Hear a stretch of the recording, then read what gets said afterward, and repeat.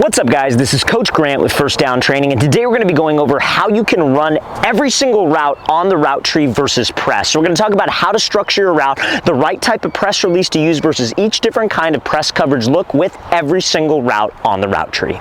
So guys, in all of these examples, the blue cone is going to be representing the line of scrimmage and the orange cone is going to represent the placement of a DB. So the first route we're going to start out with is a 5-yard hitch. So we're going to go over inside shade press and then outside shade press when you have to run a 5-yard hitch. So let's talk about inside shade press first. So this DB anytime, and this goes for every single route that we're going to discuss today, so I'm only going to explain this once so you guys already know. Whenever he's inside leverage, his goal is to prevent the inside breaking route. So a hitch would be classified as an inside breaking route. A slant would be inside breaking, a dig, a post. He wants to force us opposite of his leverage because opposite of his leverage is where his help will be, aka the sideline. Now, if this DB were to be lined up outside leverage, it's just the opposite. He doesn't want us to run to the outside. He wants to force everything to the inside where his help would be, and his help would be either like a safety or a linebacker. So we have to know that every single time that I'm trying to come up with a press release and how to structure my route. So let's get back to this. So how this video will go is I'm going to explain two different looks. I'm going to explain inside shade press, then outside shade press based on the routes that we're going over. And then I'm going to show you a full speed example of how you would run each route versus that look. So inside shade press, going to walk through it first, then we'll go full speed. So inside shade press, have to run a 5-yard hitch. Obviously 5 yards is not enough time for us to restack the DB. On a lot of these routes that we're going to discuss today, we're going to talk about restacking, where you'd give a move and our goal is to get over the top of the DB to where he is trailing your back hip or essentially running behind you. So at the top of the break, I could give a move and then get some separation. 5 yards though, like on a hitch, a 5-yard out, a slant, that's not enough space to be able to restack. So what we want to do is we want to attack his leverage slightly to the inside. All I'm going to say, you guys, just give some type of quick jab step to the inside with your inside foot. So it's a jab, attack his outside shoulder, then 5, you're going to drop your hips, swat him by, and sit right there. Now, let's talk about outside leverage, and we'll show a full speed example of that in a second. Outside leverage, we have a guy who's here. Pretty simple because your hitch is inside breaking anyways. You just got to make sure that it's going to be just another simple jab step to the outside. Try to move him. For those 5 yards, you have to try to sell vertical the best you can to get that DB to open up his hips, and then you put the brakes on and just settle right there. It's probably better ran versus inside shade press because you could throw by, but if you do get that outside shade press look, that's how you would run it. So we're going to show you how to run each one of those full speed, and then we'll get into the rest of the routes on the route tree.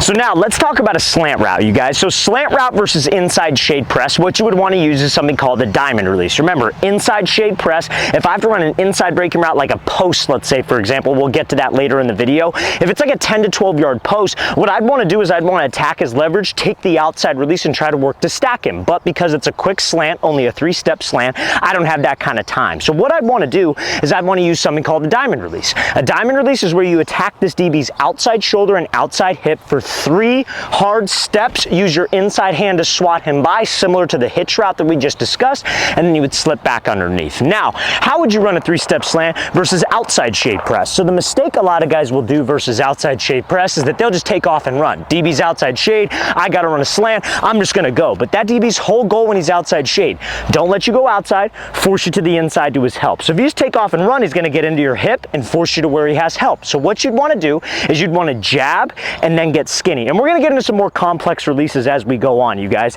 But you're here, a jab step with just your back foot, attack his leverage, make him think you're going to the outside. Then you want to get hip to hip with him.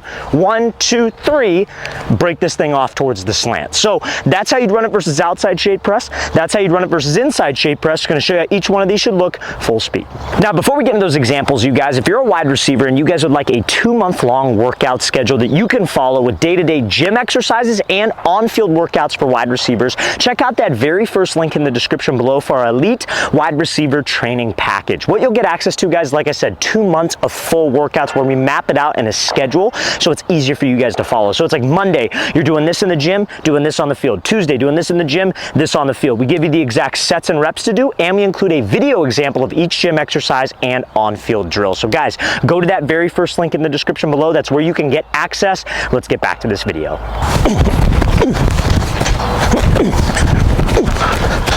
Now fellas, let's talk about a comeback route. So a comeback route, like let's use the example of like 15 back to 12, you have inside shade press. So now the difference between the comeback and obviously like a hitch route or, you know, like a slant route is we have enough space to be able to restack the DB. However, on a comeback route or a curl route, and we'll discuss that in a second, those are probably the only routes where you actually don't want to restack the DB. And let me explain why. You want to keep him right on your inside hip if you're releasing to the outside, and right on your outside hip if you're releasing to the inside. And we'll discuss that in a second. But think about it, guys. On a comeback, it's a 45 degree. You're breaking down. You got to drop your hips at 15 and then come back to 12.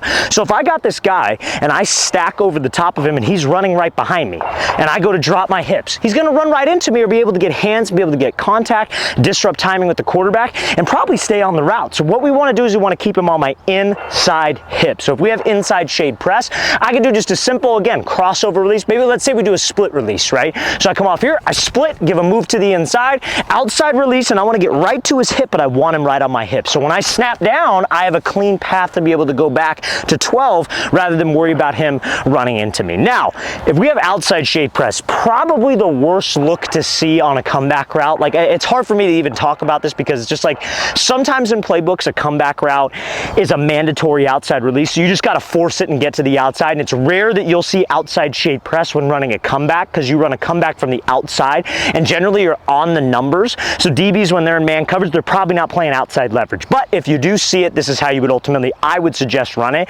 You would take the inside release. So you give some type of move. Let's use that split release again. So I do a split release, give a jab to the outside, take the inside release, and same thing, keep him on my hip. And when I get to 15, I would throw him by and cut back underneath him. So that's how I would suggest to do it. Tough look to run it against, but we'll show you how each one of these should look full speed.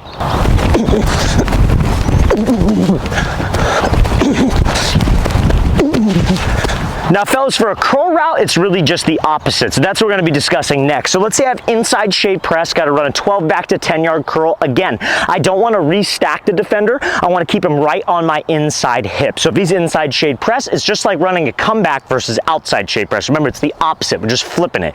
So let's say I use that split release again, right? I split, give a move inside, take the outside release, he's right on my hip. When I get to 12, I swap by, throw by, and slip back underneath. Now, on the curl route versus outside shade press, same idea. You could do that same split release, but now you're just trying to keep him on your hip, snap down, and the goal is to get him to open up his hips and think vertical. So I come off here, split jab, inside release. I got to make sure that I'm selling with speed. My stride length is the same. My body language has like a slight forward lean to get that DB to open up his hips. And then when I get to 12, I throttle down, drop my hips, and come back to the quarterback. So again, guys, the curl is literally the exact same thing as the comeback, just opposite leverage looks because now it's an inside breaking route, but it's the same type of break and same type of drop with your hips. So we're going to show you how this should look full speed.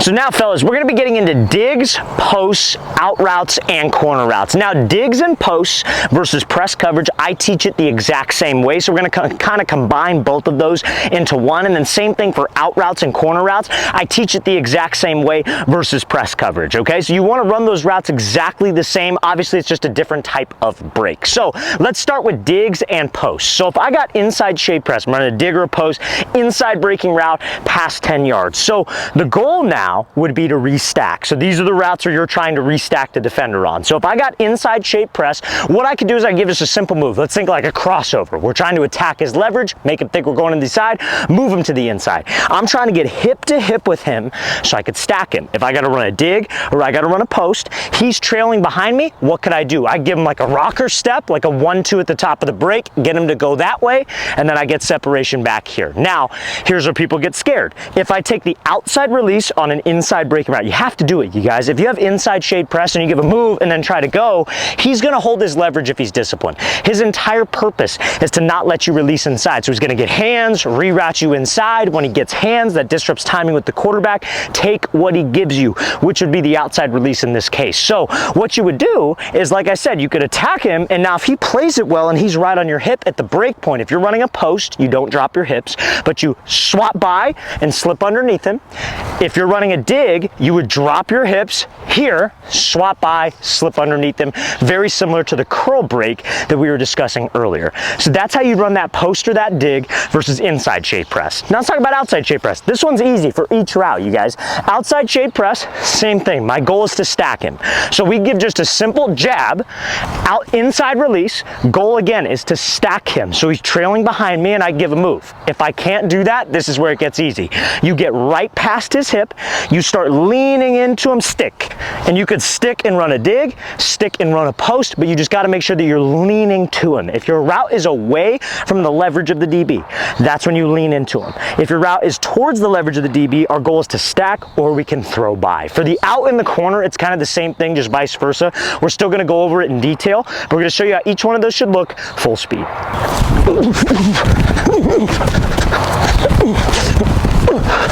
Now fellas, let's talk about out routes and corner routes. So really the post and the dig, it's just the opposite versus opposite leverage looks, right? So we have inside shade press. We have to run a 10-yard corner, a 10-yard out, whatever the case may be. You'd want to attack his leverage inside because we're trying to hold him to the inside. A lot of guys, when they get that look, they just take off and run because they have an outside breaking route. Remember, his goal is to force us to the sideline. So he'll get right into my hip, wall me to the sideline, and my quarterback won't have enough room to lead me open. That's the most important thing about corners and out routes. You got to give your quarterback space to lead you open. Similar to how an inside breaking dig or post, you don't want to get rerouted inside and then be running on top of other receivers because the spacing of the play is off. You also need spacing from the sideline, right? So what we would do is you just give some type of move and then we're getting hip to hip with him. My goal is to stack him so I can give a move at the top, or if he's right on my hip, I'm leaning into him, then I cut when I get to the break point. Now let's talk about outside shade press. This is kind of like the opposite of the post and the dig.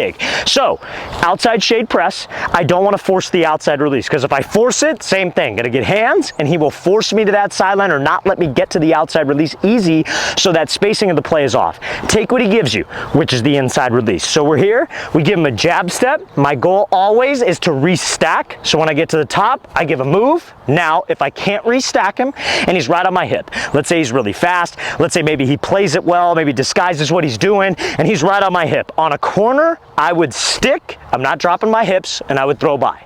On an out route, I'm dropping my hips. So I'm here, he's on my hip, I get up to 10, I sit down, swap by, and cut back underneath him. So we're gonna show you how each one of those should look full speed. Very, very easy concepts to understand, you guys. It just takes repetition and knowing what you're doing. The second you walk up on the line and you see that press coverage look, you know the route you're running, then we put it into action. So I'm gonna show you how this should look full speed.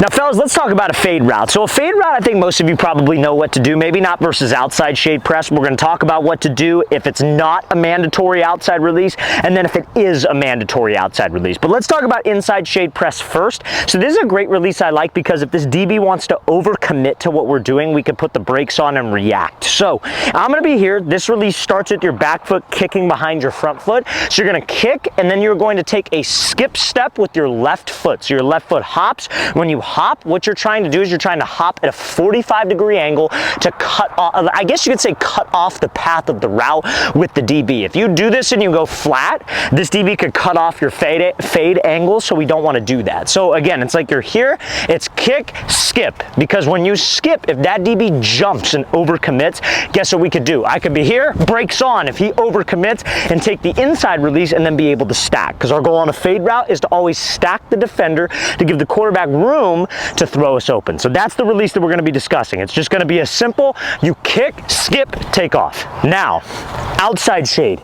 Let's talk about this. And I'm going to give you two releases that build off of that skip to keep it simple for you. So if you don't have to release to the outside, generally sometimes on fade routes, especially at the high school level, youth level, we have a slot receiver running like a 10-yard out, maybe a 5-yard out, whatever it is.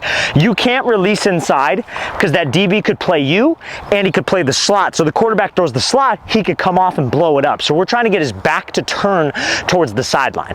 That would be an MOR situation, mandatory outside release. So the release you could use for that, because you got to release to the outside, you could skip 1-2 and give him a crossover to the inside and then force that outside release and go. Now, if you don't have to do that, release you could use is that skip into a jab. So you come off here, you skip, jab.